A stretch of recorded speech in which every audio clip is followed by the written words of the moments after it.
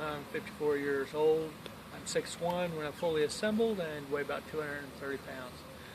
Today I'm going to show you about just going up a long, steep incline. This is my driveway.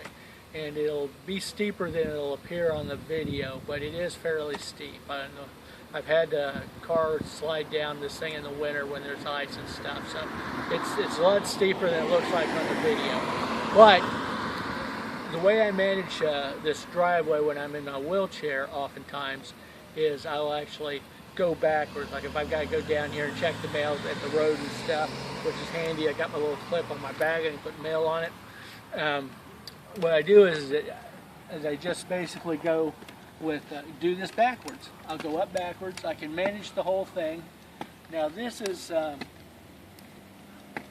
probably about what ADA suggests for a ramp as far as steep, but it's too long without a stop. But with one leg, real or artificial, I can still stop. I can use my foot as a brake, or I can put my shoe up against the wheels and use that as a brake. I don't ever trust my wheelchair brakes on any kind of a hill whatsoever.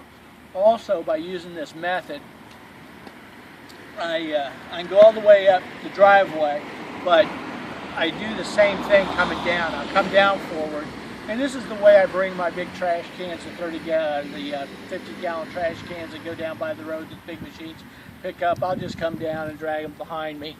And as I just showed,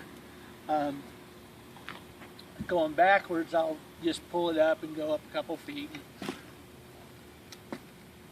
I can hold my chair here and then pull that trash can up a couple of feet, and I can make it up and down the driveway without too much difficulty going backwards. I could do the whole thing going forwards, and I have many times, but I have to hold the leg up a lot, which is extra work that I just soon not do. And it's a lot of extra work on my shoulders and back when I'm going forward uphill for this length of time. That's